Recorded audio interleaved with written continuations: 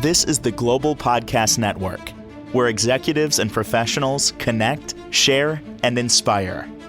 Stay tuned for the conversations that drive success.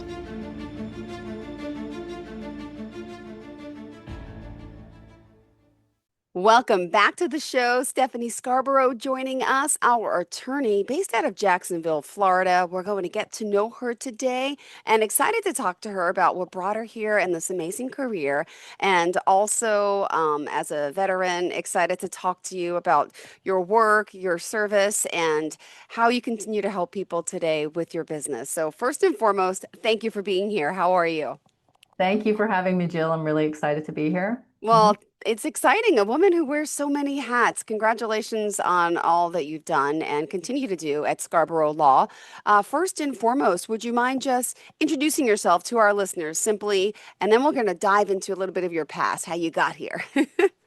Sure. I'm Stephanie Scarborough. We have an immigration law firm focusing mainly on business and investors. And we're located in Jacksonville, Florida, and Alpharetta, Georgia, outside of Atlanta. That's actually where I'm joining you from today. And we're really happy with the business that we've built and the team that we've built because they've been with us a long time. So I've worked with some other firms where there's a lot of turnover. We're really lucky to have a core group of people that have been with us for a very long time. We love doing what we do, and the clients are at the center of everything that we do. Beautiful. Well, thank you for being here, for joining us. Let's get a little bit of your background, if you don't mind, to start. It's always good to find out who we're working with.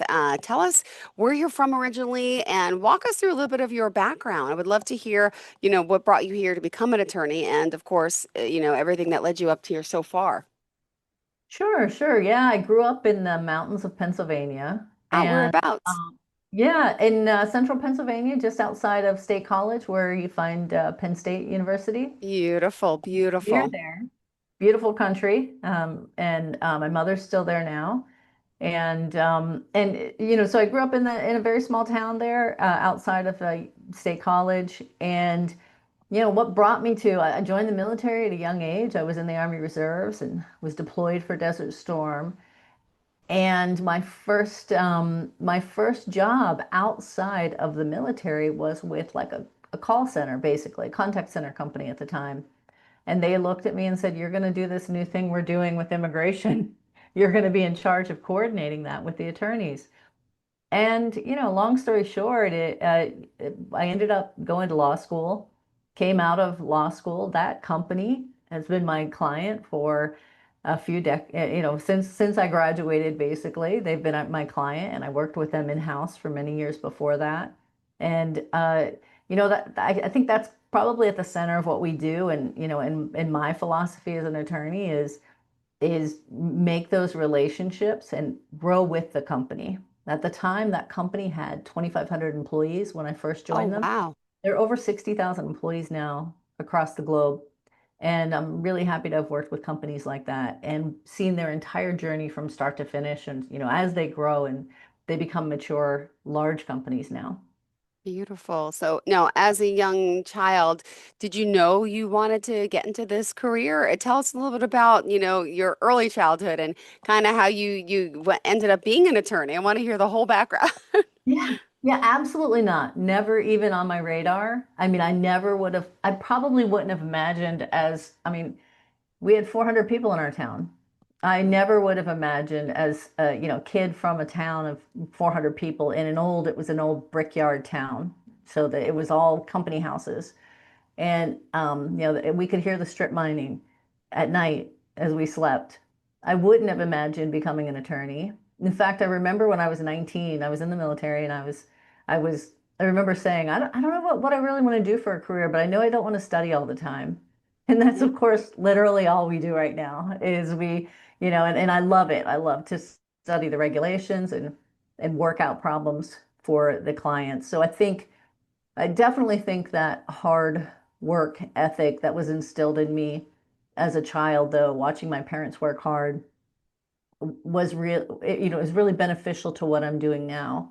Yeah. And sometimes I probably need a little more balance, like most attorneys, but I love the way I grew up, and I think it really built a foundation for me to become an advocate for my clients. Oh, this is amazing. Well, thank you so much. And also, can you just bring up a little bit about your career, your time in school, and then you actually are a veteran? I am. I was in Desert Storm, Oh my and when I was a young lady, so I was very, God. no, I wasn't even 21 yet, and I was deployed. I was in the Army Reserves, and I was deployed for Desert Storm, and that was a great learning experience for me. Honestly, it helped me grow up quite a lot. And and then after I got out of the military, after I came back from my service there, I went back into active duty and served as active guard and reserve, like at reserve units, Yeah. and got to meet a lot of different types of people and travel a bit. I really enjoyed that. When I got out of the military and finished my bachelor's degree, again, my first job was with this call center company that really brought me into immigration. And a couple of years after that, I just said, I think I'm just going to go to law school and do this as an attorney, do this work that I'm doing as an attorney. And at the time, we had three toddlers under four. Oh my So goodness. my kids literally, I went to University at Buffalo for law school. We were in the military, so we were in Fort Jackson, South Carolina, and I went to Buffalo for law school. So we ended up back up north in the cold. But my kids really just grew up with me laying in bed at night reading them property law and constitutional law, and so that was their bedtime stories because I was trying to get my homework done. And then I got out, immediately out of law school, I started my own practice. Oh my goodness. Congratulations. Wow. Oh my goodness. This is fascinating. So how old are your kids now, Stephanie? They're 24, 20, and 22. So they're very close together. Oh my goodness. Well, congratulations on such an amazing, all these accomplishments. And let me just ask for those out there listening, we're going to dive into now a little bit about Scarborough Law and specifically who you're helping. And I would love to hear, more about those business owners, investors, and also you're helping so many people in so many different ways. So explain the law practice to me and clearly how, your niche and how you're helping people. Sure, yeah, we're a general practice immigration law firm, so we'll do family based. So we do a lot of spouses getting married to immigrants and bringing them to the United States. But really, our niche is investors and business owners, and more specifically, we work with companies. Certainly, the types of companies like I explained with my first company that I worked for, that is, still our client, where that we're Yeah. doing their visas, which is usually specialty workers or transfers from other countries into the United States, intercompany transfers, we call them. But aside from that, where we're really specializing is in a full comprehensive service for investors and entrepreneurs who are getting started in the United States. And what we saw was a lot of immigration law firms will just focus in on it's called an E2 investor visa or an E1 treaty trader, or sometimes it's forming a subsidiary in the United States. So where we focus in, instead of just doing the visa and saying, get another attorney or get an accountant to do all of these other things like form your company and do your business plan and then help you afterwards, we really saw our investors struggling to not only like form the company and understand what they want to do. Like a lot of people have this dream of coming to the United States. The beauty of the United States is that you can start a business, and that is the American dream, right? We've Aw. replaced it with, I want to get a house and live in the suburbs and that kind of thing. We've replaced that with, I want to build a life and a business that will benefit my family and become a legacy business for my family. So where we really want to work with investors is from start to finish.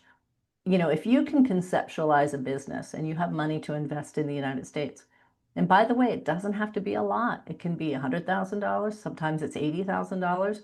But if you can conceptualize that, we work with you from the very start, that business planning, business formation, of Wow. course, doing the visa. But what we saw is a lot of clients just having struggles with that first part.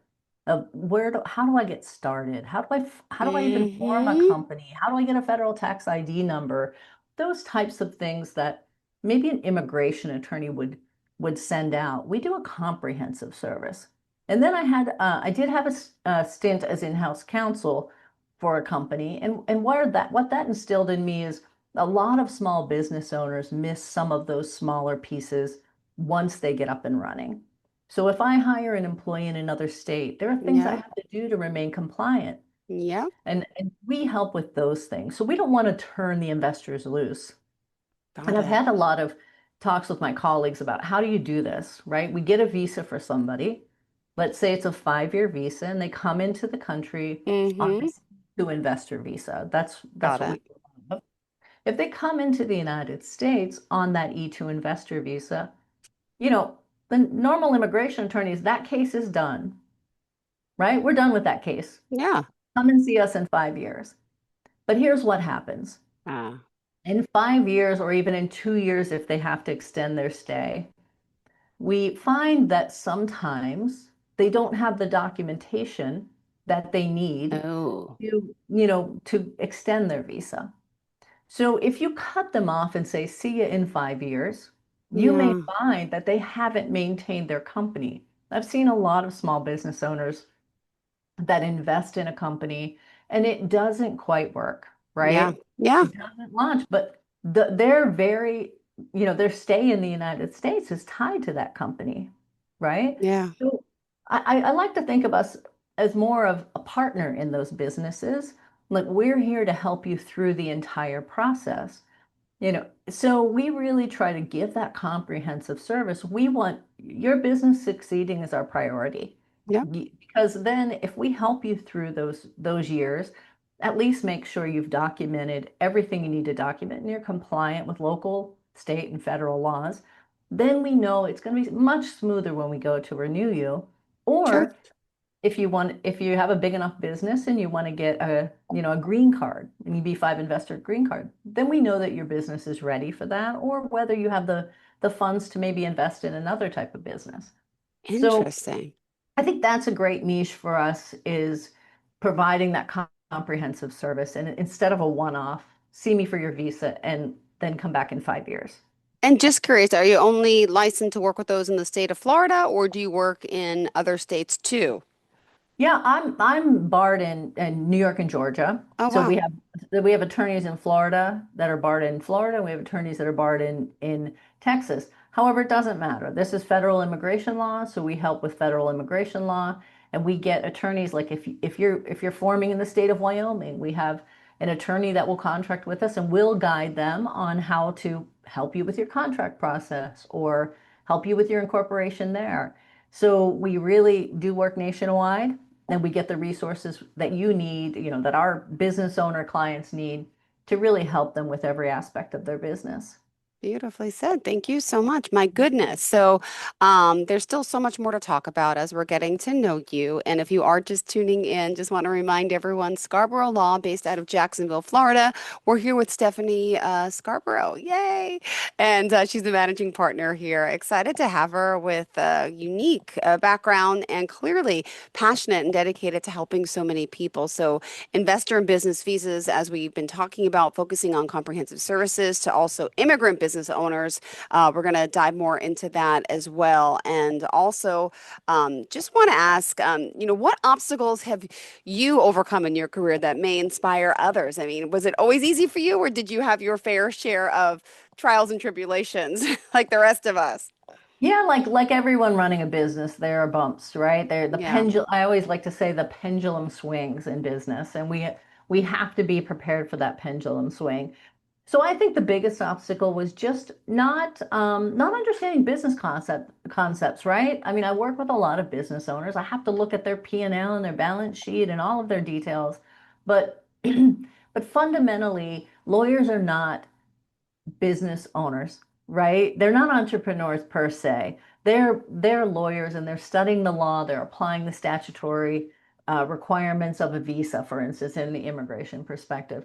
I really had to train myself and seek out the training and to focus on proper financial and business management. Yeah. So, for instance, the difference between cash flow, simply getting money in, and the profitability of certain types of cases. And so everybody deals with this. Like I would liken it to product lines. So if you have a product line that's not as profitable, that might not be a product line you want to stay in. As attorneys, we're the same way, right? We have to look at different product lines. So I've over the years, I've had to, basically become trained to be a business owner. While I have all this theoretical knowledge of business, I had to become a good financial and a good steward of my business.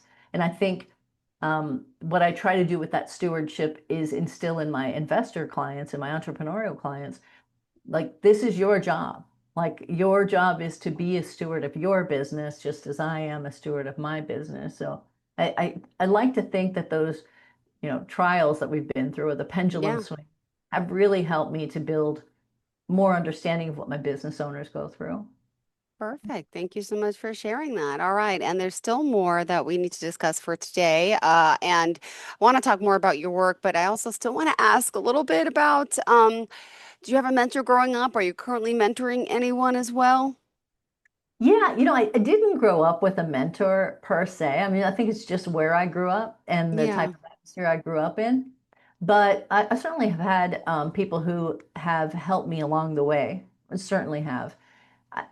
And I think as you get older, you come to realize that you're not an island as a Mm-hmm. business owner or as a professional. You really do need mentors, and you need to talk. I'm lucky to be part of the Georgia Bar. The Georgia Bar has a great mentorship program.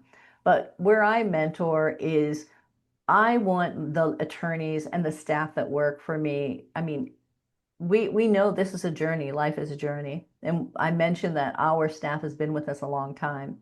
But if they choose to leave ever, or when I inevitably retire, I want them to have the skills to manage the business and the legal skills, obviously. But beyond that, I want them to be successful too. So my mentorship really concentrates on that, and, young attorneys coming in who need to understand the changing legal landscape. I like to think I'm more of a risk taker, more of an entrepreneurial attorney. And I want to instill that in the attorneys that work with me, my colleagues, but also, other attorneys who have issues that they need help with. Beautiful. Thank you so much. All right. Well, still more to come. Did you want to share? I also read it kind of discussed a little about your military background, but there was another story about your first job out of the military. Did you want to talk a little bit about this, getting your start specifically? Yeah, I think this is a story of taking chances, right? And taking opportunities as they arise. And that was, I was working for the first company out of the military, and we were processing a lot of visa types, and it was a new thing back then. It was 25 years Hmm. ago. And I worked across from the CEO. So he came out of his office every day and he'd look right at me. How's that immigration process going? So I was constantly calling the law firm that was dealing with the cases, and it was a substantial amount of cases. It was like 75 cases in 2 months that we sent them. And and I hate to say this because I hear clients say it, nothing was done. Like, you don't know what has been done Ah, in the background, but really nothing was filed in that 60 days, and I'll say it that way. So I was calling the paralegal every day, and one day she says to me, "Look, you're not our only client." And I said, "You're right. I understand that. I'm not your only client. Pack everything up and send it back to me. We're not even your clients anymore because you haven't shown me any progress on a single case." Keep in mind, for that 60 days, I'd been asking for the attorney and hadn't spoken with them. ah, So, of course, suddenly the attorney called me back after 60 days of trying to get them. And, you know, we ended up taking that work in-house. I ended up learning a lot about that was an H-1B process, which is for highly skilled workers, software guys in this case. And from there, I just kept learning. And I was a sponge for learning all of the immigration side, to the point where I got out I finished that job. Actually, I was pregnant and had a baby. oh my gosh. Kept working for them in-house as a contractor. And I went to law school, got out of law school, and I started doing those very types of cases. Yeah, so that's an opportunity that some people wouldn't take. I don't know how to do this. I don't want to do it. And what I said to the attorney at the time was, show me how I can facilitate moving this process forward. And through that, I learned parts of the process. And back then, it was very easy. It was like 50 pages of documents, and that was 2 copies of the forms. Now it's probably 250 pages whenever you file anything with the Department of Homeland Security. So over the years, I took that small opportunity I had, and the rest is kind of history. I like to say is we're now running a robust immigration practice focusing on businesses and investors. Beautifully said. Thank you so much. All right, being this is still our first show, we still have 5 more minutes left to chat. What else in particular did you want to kind of dive into for our listeners? I know we have a lot of still of your work to do. I want to talk about the people you're helping, even maybe some testimonials as to the work you've done and what people are saying, which I looked at before.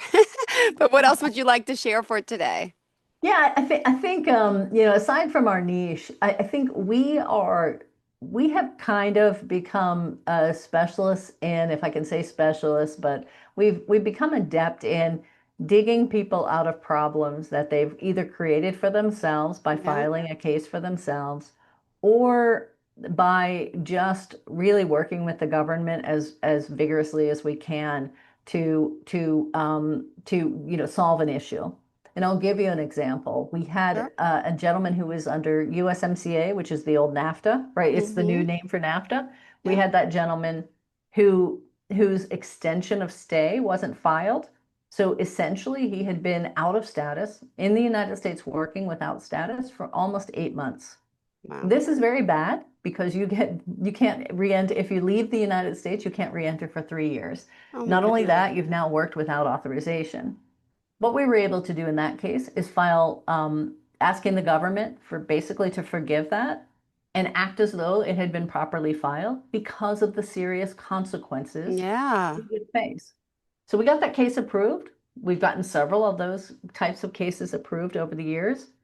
And he was able to, resume his work for his employer without any interruption, with, Wow. what would normally have, as he explained to me, ruined his life, right? Ah. So, Wow. Oh my goodness. Love hearing this. And then also, if you are just tuning in, Scarborough Law, you can, of course, reach out to them. Let me ask you, there's, on the website I was looking before at some testimonials, and it looks like unfortunately they're not loading right now. Oh, I was going to ask you about one that I read before. Oh no. Hold on. I'm trying my best, but that's okay. That's okay. We're talking business immigration, family immigration, and all. And let me also, what do you say is the most challenging part of the work you do, would you say? wow, the most challenging part right now is the abrupt change in the government processing standards or regulations.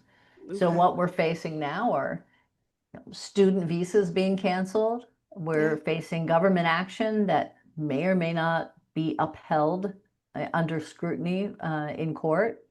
So I think that that is one of the most challenging things we face right now is is seeing things eliminated, the programs eliminated abruptly. Yeah. And where US immigration laws are generally focused on, say, family unity or keeping businesses operating, we're seeing those changes in policy now that are really impacting us. So I think that's the biggest challenge is it's hard to maintain that consistency and be able to confidently say to the client, you're okay, we'll take care of you. Because the fact is, tomorrow, your visa type could be canceled. We just don't know. Yeah. Mhm. Interesting. All right. Well, thank you so much. And in closing today, how did you want to leave off with everyone here today? I think just leave off in our with our dedication to not only just getting your visa processed, right, or getting a client's business up and running and getting you an e-visa, for instance, an investor visa, or getting your, but really a relationship or a partnership that guides you through running a successful business and being successful on the long term on your immigration process or your business processes So your business health is basically the health of our practice, because that's how we see it. Beautifully said. Well, thank you so much for being here, for joining us. We appreciate your time. Thank you, Jill. I appreciate everything. Same here. And now, how do we contact you if someone does want to book this consult?